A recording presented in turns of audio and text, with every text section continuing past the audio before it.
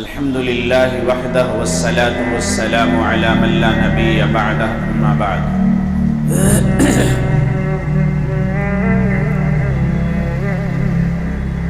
أعوذ بالله من الشيطان الرجيم بسم الله الرحمن الرحيم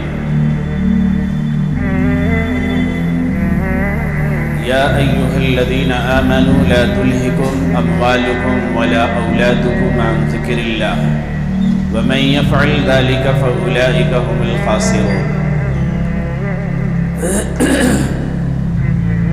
قال النبي صلى الله عليه وسلم طلب العلم فريضة على كل مسلم ومسلم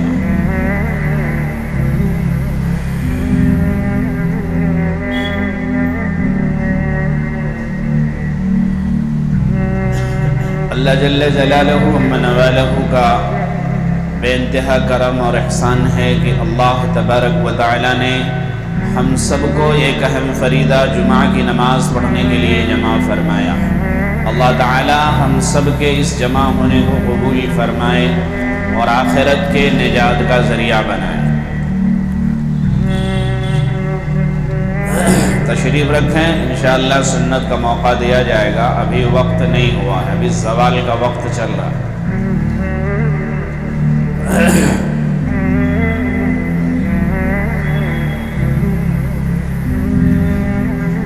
قبل حصے کی بات شروع ہو، ایک بار بابا سے بلند درود شریف پڑھ لیا جائے۔ اللہم صلی علی سیدنا و شفیعنا و نبینا مولانا محمد بارک وسلم کما تحب و ترضا عدد ما تحب و ترضا۔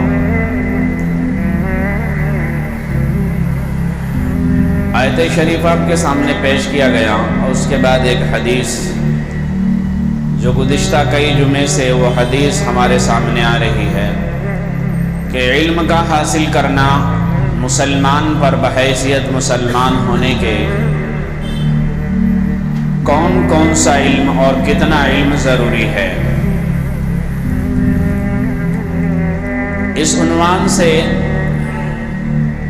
پچھلے کئی جمعے سے بہت ساری گفتگو ہمارے اور آپ کے سامنے آئیں، اور وہ چیزیں آئیں جو ہمارے اور آپ کے لیے، ہر مسلمان کے لیے ہر وقت ضروری ہے۔ اللہ کرے کہ ہم سب اس کو یاد رکھیں اور اس پر عمل کریں۔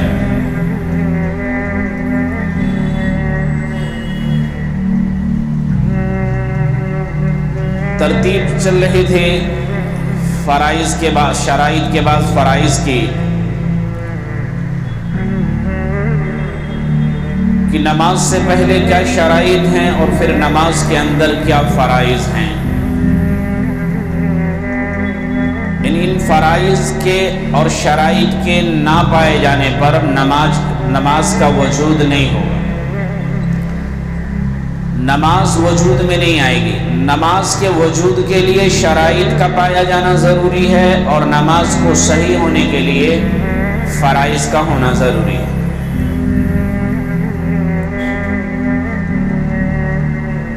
تو فرائض تکبیر تحریمہ، پہلی تکبیر، اس کے اوپر بھی بات ہو چکی۔ اس کے بعد قیام، کھڑا ہونا۔ قیام کہاں کرنا ہے؟ فرض اور واجب نماز میں قیام فرض ہے، فرض اور واجب نماز میں قیام فرض ہے، باقی نمازوں کے اندر قیام فرض نہیں ہے۔ کہاں اتنے دیر اگر آدمی جتنے دیر نماز پڑھی جاتی ہے وہ معذور ہے، مجبور ہے، کوئی بیماری لاحق ہے، اتنے دیر تک کھڑا نہیں ہو سکتا، اس کے سر میں چکر ہے، اسے چکر آتا ہے، یا اتنا بیمار ہے اتنے دیر نہیں ٹھہر سکتا، تو فرمایا جتنے دیر وہ بشاست سے ٹھہر سکتا ہو، کھڑا ہو سکتا ہو، اتنے دیر کھڑا ہو جائے اور پھر اس کے بعد بیٹھ کے نماز پڑھ لے تاکہ فرض ادا ہو جائے۔ اگر وہ بیمار ہے، ایسا مجبور ہے کہ کھڑا ہوگا تو چکر ہو کے گر جائے گا، اگر تھوڑی دیر کے لیے اگر وہ کھڑا ہو سکتا تو کھڑا ہو، نہیں تو جتنی دیر کھڑا ہو سکتا ہے۔ تو مجبوریاں اور بہانے دونوں میں فرق ہے۔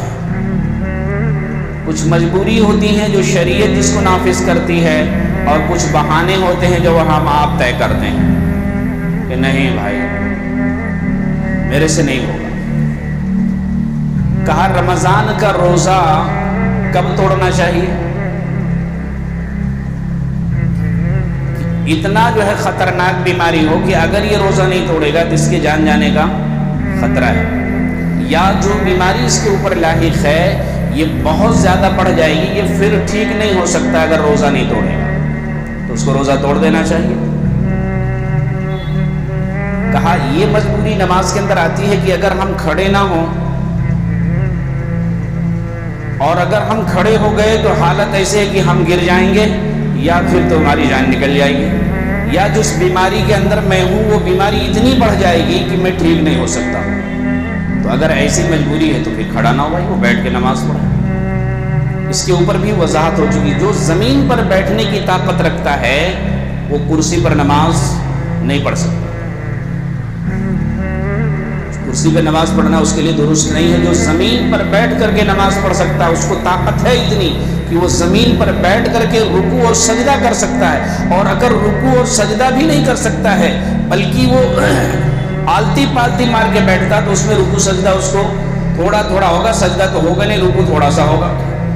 تو کہا وہ اس حال میں بھی بیٹھ کر پڑھے زمین پر، تب بھی جو ہے اگر بیٹھ کر کے رکوع اور سجدہ نہیں کر سکتا ہے تو بھی وہ زمین پر بیٹھ کے ہی نماز پڑھے، کرسی پہ نہ پڑھے۔ یہ شریعت مجبوری بیان کرتی ہے، اور ایک مجبوری ہم اپنا آپ سے جو ہے پیش کرتے ہیں کہ میں مجبور ہوں۔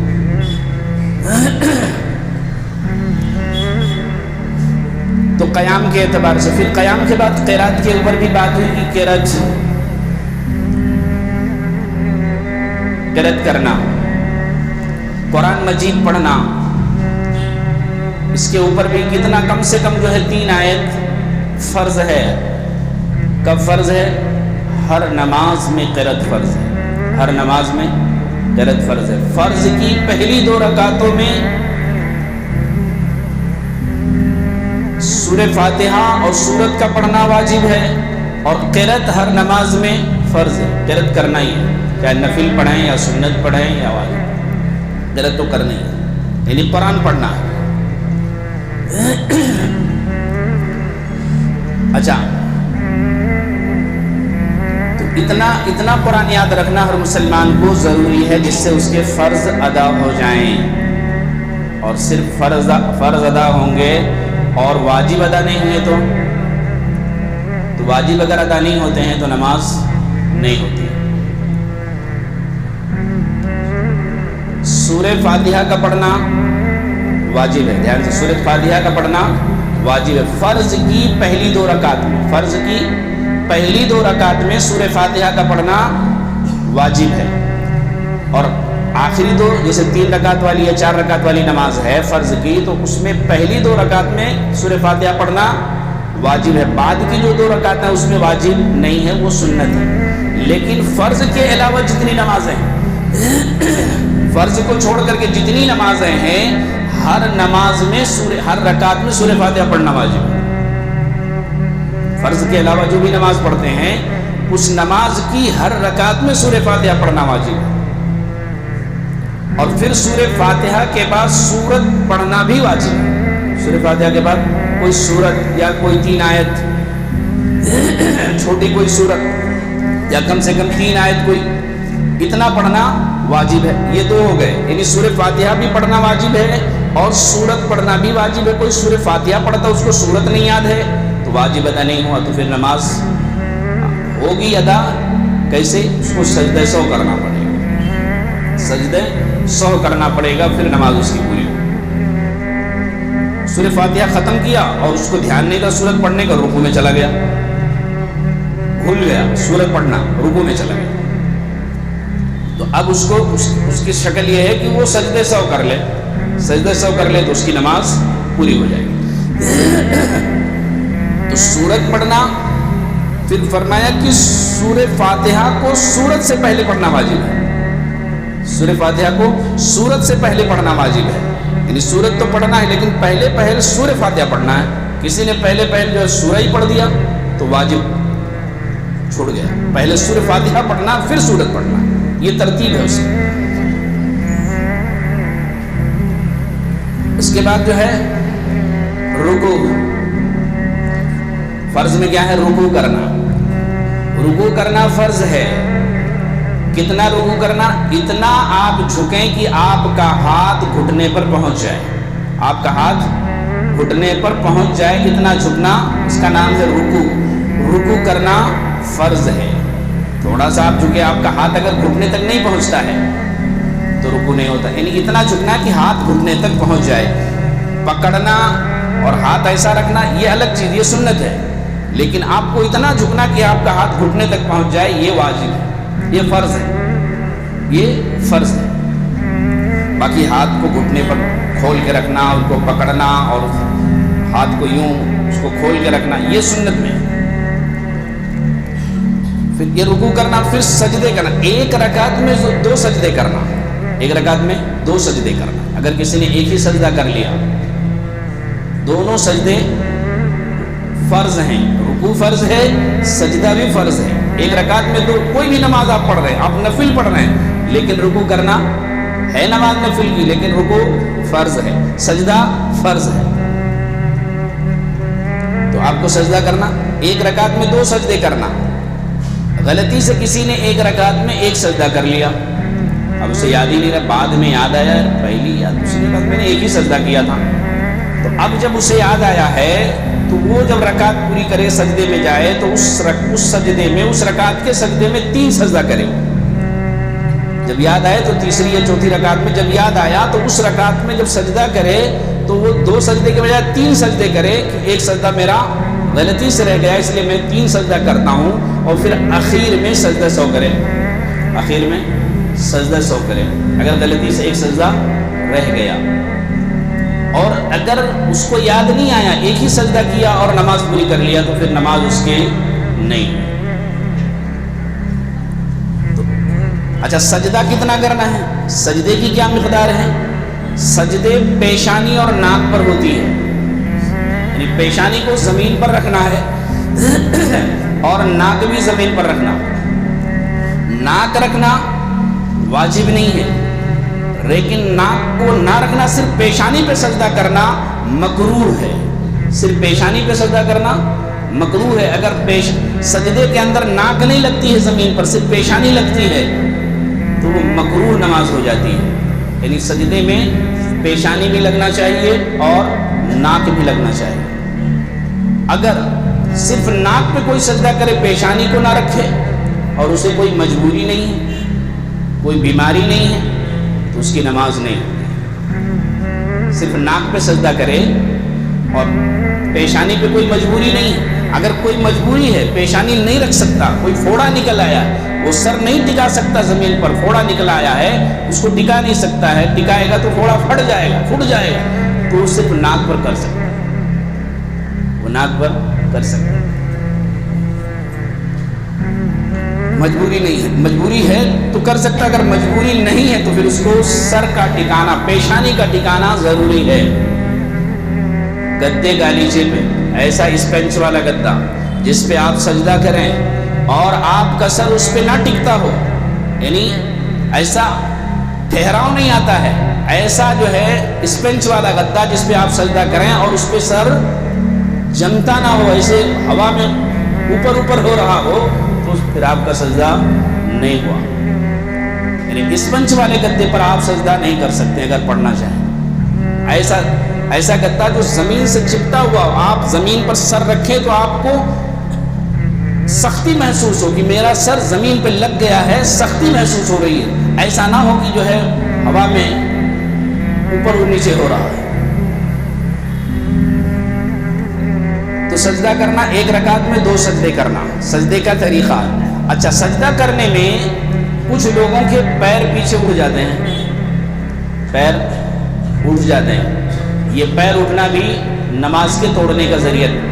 یعنی اگر دونوں پیر اٹھ جاتے ہیں اور اتنی دیر تک اٹھے رہتے ہیں کہ آپ ایک رکن کے بقدر سبحان اللہ کے بقدر، اگر اتنے دیر تک دونوں پیر کھڑا رہتا ہے، نہیں زمین پہ ٹکتا نہیں ہے، تو اس کی نماز چلی گئی. یعنی جب سجدے میں جائیں تو کچھ لوگوں کے دھیان نہیں دیں، پیر اٹھ جاتے ہیں، تو پیر نہیں اٹھنا چاہیے، سجدے میں پیر نہیں اٹھنا چاہیے۔ اگر ایک پیر اٹھ گیا، ایک پیر رکھا ہے تو وہ مسئلہ نہیں ہوگا، لیکن دونوں پیر زمین پہ ٹکا کے سجدہ کرنا کیسے؟ یعنی دونوں پیر کی انگلیاں قبلہ کی طرف رہیں، دونوں پیر کی انگلیاں قبلہ کی طرف رہیں، ایسا جو ہے مڑا ہوا ہو پیر کی انگلیاں اور قبلہ کی طرف ہوں، اور اس طریقے پر سجدہ کیا جائے۔ تو پیر کو سجدے میں اٹھنا نہیں چاہیے، تو سجدہ کرنا یہ ہو گیا۔ سجدے کے بعد جو ہے تشہد کی مقدار بیٹھنا، قعدہ اخیرہ میں تشہد کی مقدار بیٹھنا، یعنی جو نماز پڑھ رہے ہیں اس نماز کی جو آخری رکعت ہے، اس آخری رکعت میں اخیر میں تشہد یعنی التحیات پڑھنے کے بقدر بیٹھنا فرض ہے، بیٹھنا فرض ہے۔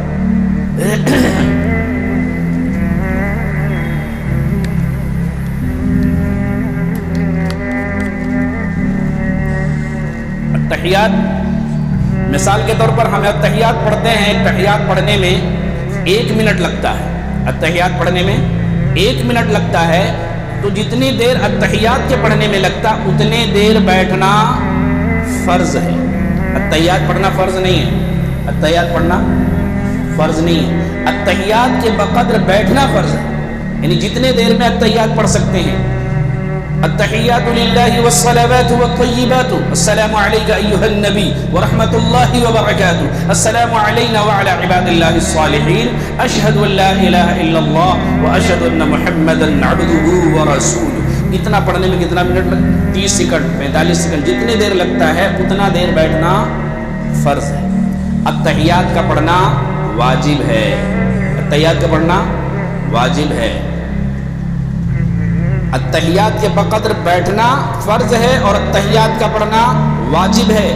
قعدہ اولا میں بھی واجب ہے، اور قعدہ دیکھیے جیسے 3 رکعت اور 4 رکعت والی نماز پڑھتے ہیں، تو اس میں جو پہلا قعدہ ہے یعنی 2 رکعت پہ جب بیٹھتے ہیں اسے قعدہ اولا کہتے ہیں، قعدہ اولا واجب ہے، یعنی 2 رکعت پر بیٹھنا واجب ہے، اور 2 رکعت پر بیٹھ کر کے التحیات پڑھنا یہ الگ واجب ہے۔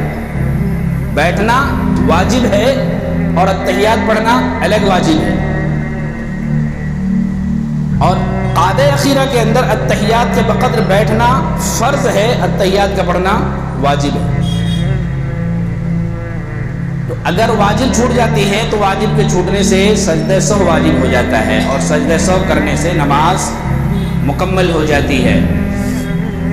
تو یہ ہے قعدہ اخیرہ میں تشہد کی مقدار بیٹھنا، جتنی دیر میں تشہد پڑھتے ہیں۔ تو اس کے ساتھ ساتھ آپ کے سامنے کچھ واجبات بھی آ گئے کہ کیا کیا واجب ہیں، یعنی سورہ فاتحہ پڑھنا، سورت پڑھنا، اور پھر جو ہے سورت کو پہلے پڑھنا، سورہ فاتحہ سورت سے پہلے پڑھا جائے، یہ واجب، اور پھر تحیات قعدہ اولا کرنا واجب ہے، قعدہ اولا کے اندر تحیات پڑھنا واجب ہے، قعدہ اخیرہ کے اندر تحیات پڑھنا واجب ہے۔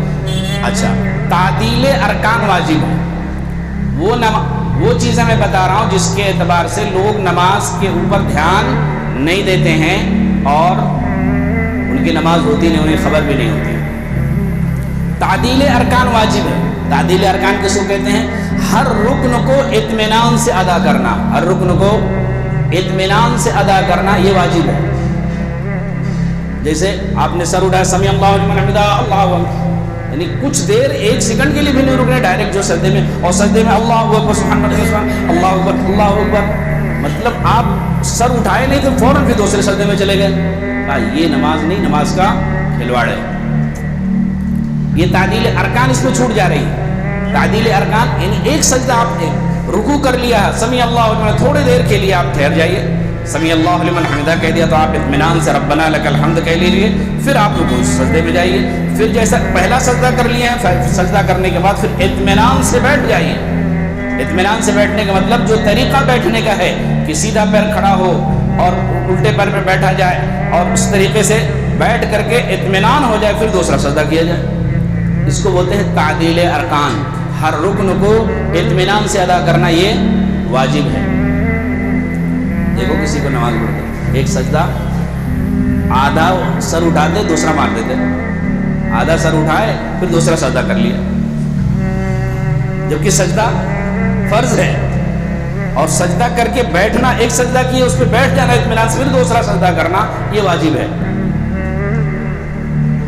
تو اس کو تعدیل ارکان۔ وتر کی نماز میں دعائے قنوت پڑھنا واجب ہے، وتر کی نماز میں دعائے قنوت پڑھنا واجب ہے، بہت سارے لوگ کو یاد ہی نہیں ہے۔ وتر کی نماز میں دعائے قنوت پڑھنا واجب ہے۔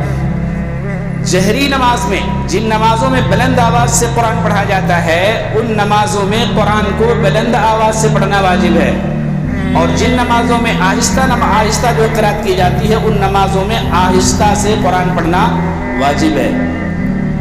عصر کی نماز تھی اور قرات شروع ہو گئی، الحمدللہ زور سے پڑھ دیا، واجب کے خلاف ہو گیا، اب سجدہ سہو کرنا پڑے گا۔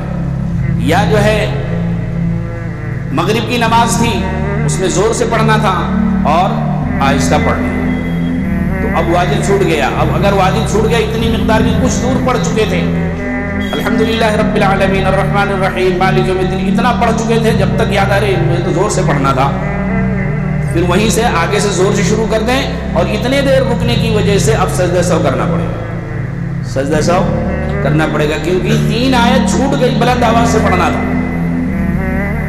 بلند آواز سے پڑھنا تھا، واجب تھا، چھوٹ گئی۔ اچھا یہ کس کے لیے ہے؟ بلند آواز سے کون پڑھے گا؟ کہا جماعت سے جب پڑھیں گے اور امام جب ہوگا تب پڑھیں گے۔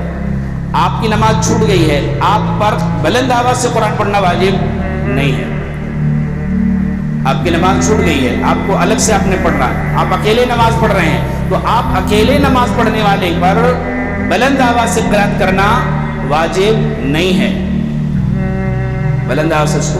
امام کے لیے جو اگر جماعت سے کوئی بھی نماز پڑھا رہا ہو، کوئی جماعت سے نماز پڑھا، جیسے جماعت شروع ہوگی، اگر وہ بلند آواز والی نماز ہے تو اس کو بلند آواز سے قرات کرنا واجب ہے، تو بلند آواز سے قرات کرنا واجب ہے امام کے لیے، جماعت کے ساتھ جب نماز پڑھی جائے تب۔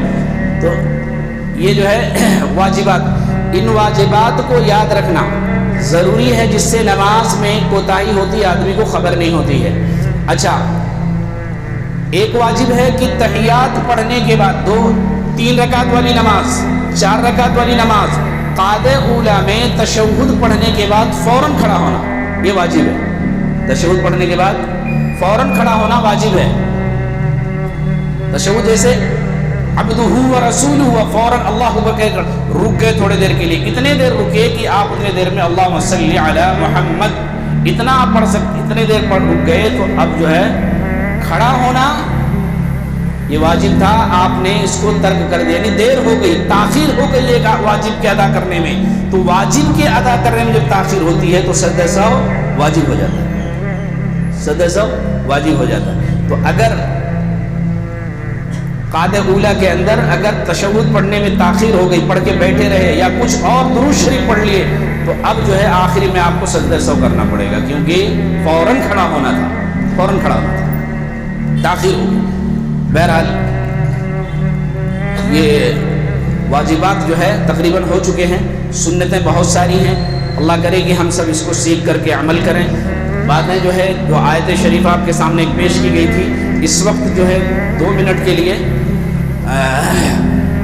اس سے ہٹ کر کے جو موضوع ہے فرائض واجبات کے، اس سے ہٹ کر کے اس وقت کے اوپر جو ہے ضروری جو اہم چیز ہے ہم کو جو ہے تھوڑی سی توجہ دلانی ہے، وہ آ رہا ہے 2-3 دن کے بعد 31 کیا آ رہا ہے؟ 31 آ رہا ہے۔ یہ کیا ہے بھائی 31 کیا ہے؟ Happy new year. کون بولے گا یہ مسلمان کا نہیں ہے، ہیپی نیو ایئر مسلمان کا نہیں ہے۔ اگر کوئی ہیپی نیو ایئر کرتا ہے وہ مسلمان سے ہٹ کے کر رہا ہے، اسلامی طریقہ نہیں ہے، اسلام نے نہیں سکھایا ہے، شریعت میں اس کی کوئی جگہ نہیں ہے ہیپی نیو ایئر کرنے کی، ہیپی نیو ایئر کرنے کی اسلام نے۔ ابھی کئی واٹس ایپ پہ اسٹیٹس مسلمانوں نے لگا رکھے ہیں، کیا کون سا ابھی 25 تاریخ جو گیا ہے کیا تھا؟ میری کرسمس، ہیپی کرسمس، میری کرسمس، ہیپی کرسمس۔ یہ کیا ہے بھائی؟ اتنا مسلمان گیا گزرا ہوگا، اسے خبر ہی نہیں ہے کہ یہ مسلمان کا طریقہ ہے یا کرسچنوں کا طریقہ ہے۔ ہیپی نیو ایئر اور جو ہے کرسمس یہ کون منائے گا؟ یہ مسلمان منائے گا؟ یہ مسلمان کے منانے کا طریقہ ہے؟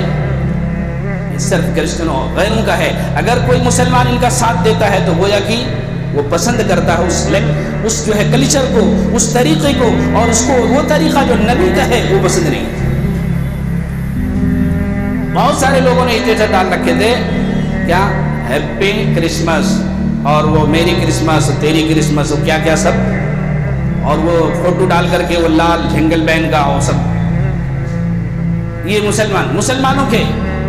اس چیزوں سے بچنا، اپنے آپ کو بچانا بہت ضروری ہے۔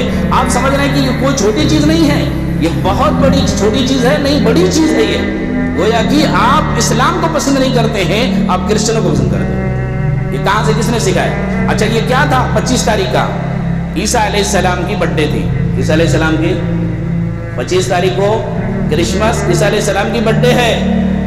عیسیٰ علیہ السلام کون ہے؟ جلیل القدر نبی، آخر میں آنے والے نبی، آخر میں آئیں گے، قیامت کے قریب جو نبی آنے والے ہیں وہ نبی عیسیٰ علیہ السلام، وہ نبی کی پیدائش، اس نبی کا برتھ ڈے ایسے طریقے پر، ایسے عیاشی کے ساتھ، ایسے آوارگی کے ساتھ، کیا اور اس میں مسلمانوں کے 25% مسلمان، اس سے کم تو نہیں ہوں گے، اس سے زیادہ ہو سکتے ہیں۔ کرسمس منانے والے اس میں مسلمان بچے بچیاں، کالج کے لڑکے لڑکیاں شامل ہیں، ان کے گھر والے، اور ان کو خبر نہیں ہے کہ ہم کو عیسیٰ علیہ السلام کی برتھ ڈے نہیں منانی تھی۔ تو عیسیٰ علیہ السلام کی برتھ ڈے، ایک نبی کا برتھ ڈے کس انداز سے منایا جا رہا آپ دیکھ رہے ہیں؟